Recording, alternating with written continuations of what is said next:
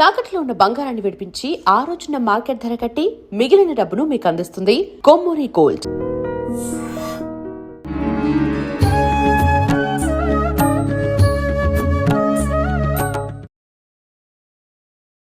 నమస్కారం, welcome to I dream. ధర్మ మార్గం విత్ విజిత కార్యక్రమానికి స్వాగతం. ప్రస్తుతం మనతో పాటు ఉన్నారు ప్రముఖ ఆధ్యాత్మికవేత్త మరెల్ల రవిశాస్త్రి గారు. ఇప్పుడు వారితో మాట్లాడదాం.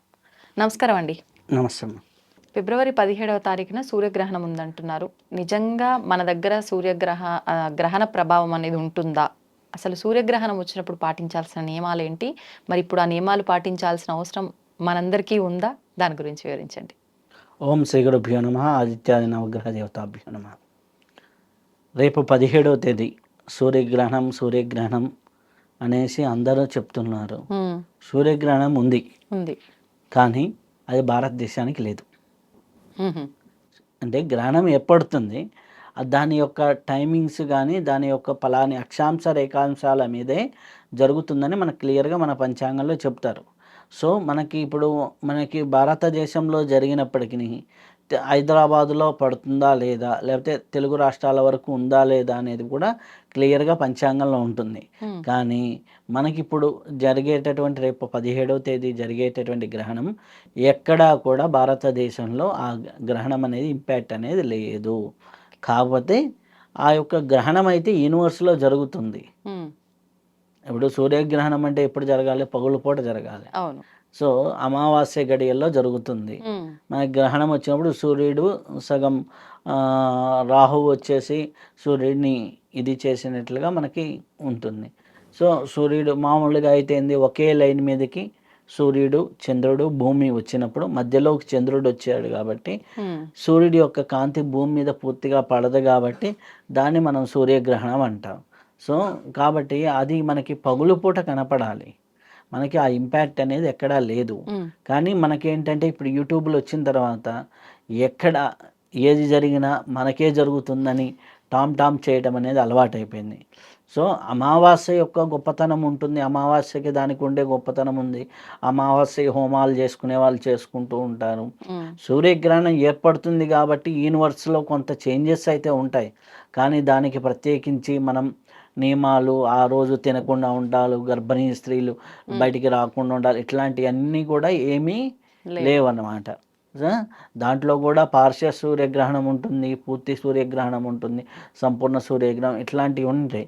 సో మనకి ఏ ఇంపాక్ట్ కూడా భారతదేశం మీద లేదు కాబట్టి దీన్ని మనం పట్టించుకోవాల్సిన అవసరం లేదు. Bus mind. కానీ అమావాస్య రోజున హ్యాపీగా సూర్య ఆరాధన చేసుకుంటే మంచిది. ఎవరైనా సరే ఆదిత్య హృదయాన్ని చదువుకుంటే చాలా మంచి ఆరోగ్యానికి ప్రదాత కాబట్టి ఆరోగ్యానికి మనకు ఉంటుంది. ఇది ఒకటి మనకి అనమాట. యూనివర్స్లో సూర్యగ్రహణం ఏర్పడ్డప్పుడు మనకేమవుతుంది, బాడీలో సూర్యతత్వం అనేది తగ్గుతుంది. బాడీలో సూర్యతత్వం అంటే ఉష్ణతత్వం. ఉష్ణతత్వం తగ్గినప్పుడు ఆటోమేటిక్గా ఏమవుతుంది, బాడీలో మనకి బ్లడ్కి కానీ వాటికి అధిపతి సూర్యుడు కాబట్టి కొద్దిగా స్లో అవ్వటమా, కొద్దిగా స్పీడ్ అవ్వటమా, ఇటువంటి ఇంబ్యాలెన్సెస్ వస్తాయి బాడీలో. అంటే బీపీస్ అప్ అండ్ డౌన్స్ అవ్వటం ఇటువంటివి జరుగుతూ ఉంటాయి. సో ఎందుకంటే మనకి సముద్రం కూడా చూడండి ఆ టైంలో వెనక్కి లాక్కుంటుంది. అలాంటి చిన్న స్లో మూమెంట్స్ ఇట్లాంటివి జరుగుతూ ఉంటుంది. కాబట్టి ఈ బీపీస్ ఉన్నవాళ్ళు ఇట్లాంటి సూర్యగ్రహణం మామూలుగా జరిగితే ఇటువంటి కొద్దిగా జాగ్రత్తలు పాటించాలి. గర్భిణీ స్త్రీలు ఇవన్నీ జాగ్రత్తగా ఉండమని ఇట్లాంటివన్నీ చెప్తూ ఉంటారు. కాబట్టి ఇప్పుడు ఏంటంటే మనకి ఇంపాక్ట్ లేదు కాబట్టి మనకు అసలు దాన్ని పట్టించుకోవాల్సిన అవసరం లేదు. ఫిబ్రవరి 16 ఎలాగనో, ఫిబ్రవరి 15 ఎలాగనో, ఫిబ్రవరి 17 కూడా ఒక డేటే. కాబట్టి ఆ డేట్ని చేసుకోవడం తప్పితే అమావాస్య రోజు పాటించాల్సిన నియమాలు ఉంటాయి కాబట్టి అవి పాటిస్తూ ఉంటే సరిపోతుంది.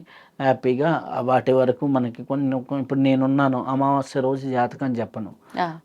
అమావాస్య గడియల్లో జాతకం, ఎందుకంటే నా ఎక్స్పీరియన్స్లో ఏంటంటే అమావాస్య రోజు చెప్పడానికి ప్రయత్నించినా కానీ అది స్పష్టంగా రాదు. ఎవరైనా విసిగిచ్చి కొంతమంది చెప్తే 1-2 సార్లు ప్రయత్నం, ఓహో అమావాస్య రోజు మనకు రావటం లేదు, వదిలేద్దాం. అందరికీ ఉంటుంది అట్లా. అంతే. అమావాస్య రోజు అంటే మనకి నక్షత్రానికి మన రాసులకి ఎవరు అధిపతి? రాజు సూర్యుడు. సూర్యుడు డల్ అయిన రోజు అమావాస్య. ఓకే. ఓకే. ఆటోమేటిక్గా అమావాస్య రోజు జాతకం చెప్పాలనే దానికంటే హ్మ్. హ్యాపీగా అమావాస్య రోజు మనకి ఎంతో రకమైన శక్తులు ఉంటాయి. వాటిని ఉపయోగించుకొని సాధన చేసుకోవడం అనేది చాలా బాగుంటుందన్నమాట. సరే, ఇప్పుడు మీకైతే జ్యోతిష్యం చెప్తారు కాబట్టి జాతకం విషయంలో మీరు ఆ జాగ్రత్త నియమము. సామాన్యులకి ఏం నియమాలండి? సామాన్యులకి ఏమీ నియమం అంతే లేదు. కొంతమంది ఇప్పుడు ఏంది అమావాస్య వచ్చింది నాన్ వెజ్ తినము అంటారు. హ్మ్. హ్మ్. కొంతమంది అమావాస్య వచ్చింది హ్మ్. కొన్ని పనులు మేము చేయము అంటారు. కొంతమంది అమావాస్య వచ్చింది పెద్దలకి దండం పెట్టుకునే వాళ్ళు ఉంటారు ప్రతి అమావాస్యకి కూడా. అట్లా వాళ్ళ వాళ్ళ పద్ధతిలో వాళ్ళ వాళ్ళ ఆచారాల్లో చేస్తూ ఉంటారు. కొంతమంది అమావాస్య వచ్చింది లక్ష్మీ పూజ చేసుకుంటారు. దీపావళి అమావాస్యకే కాదు ప్రతి అమావాస్యకి మార్వాడీస్ ఏం చేస్తారు 2 రోజులు అమావాస్యకి ముందర 2 రోజులు అమావాస్య తర్వాత 2 రోజులు మొత్తం 5 రోజులు లక్ష్మీదేవిని ఆరాధన చేస్తూ ఉంటారు. హ్మ్. దీన్ని ఇంకా విద్యారణ్యులు వారు రచించినటువంటి దాంట్లో చూస్తే మనకి శ్రీసూక్త సంటీకరణ మహాలక్ష్మి సాధన అనే ఒకటి ఉంది. అమావాస్య ఆ అమావాస్యకి 2 రోజుల ముందర నుంచి హ్మ్. చేస్తారనమాట. అలా 5 రోజులు ఎవరైతే చేస్తారో వారికి చాలా అద్భుతమైనటువంటి ఫలితాలు కలుగుతూ ఉంటాయి. సో అట్లా సాధన చేసుకునే వాళ్ళు అమావాస్యకు ఉంది. అమావాస్యకి లక్ష్మీదేవి కటాక్షానికి లక్ష్మీదేవి వైభోగాన్ని పెంచుకోవడానికి దీనికి సంబంధించిన సాధనలు ఎక్కువ చేస్తారు. ఆ సాధనలు చేయటం వల్ల చాలా చాలా ప్రయోజనాలు ఉంటాయి. ఆర్థిక అభివృద్ధి జరుగుతుంది. ఆర్థికంగా బలం పెంచుకోవచ్చు. కానీ అమావాస్య గ్రహణం రోజు నిజంగా గ్రహణం వస్తే గ్రహణం రోజు మంత్ర సాధనలు చేసుకుంటే చాలా మంచిది. ఆ. గ్రహణం వస్తే గ్రహణం రోజు మంత్ర సాధనలు చేసుకుంటే చాలా మంచిది. సో అలా గ్రహణం రోజు మంత్ర సాధనలకి అది సాత్విక దేవతల కన్నా ఉగ్రదేవతా సాధనలు చాలా మంచివి. అలా ఉగ్రదేవతా సాధనలు చేసుకుంటూ ఉంటే చాలా చాలా చాలా మంచి ప్రయోజనాలు పొందేదానికి ఆస్కారం ఎక్కువగా ఉంది.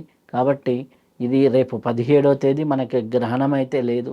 భారతదేశం మీద ఎక్కడైనా దాని ప్రభావం లేదు. ఎవరైనా దాని గురించి చెబుతున్నారు అంటే అది వాళ్ళ వివేకానికి విచక్షణకి వదిలేయాల్సిందే. కాబట్టి మనకి ఎక్కడా కూడా దాని ప్రభావం అనేది లేదు. ధన్యవాదాలండి. ధన్యవాదాలు.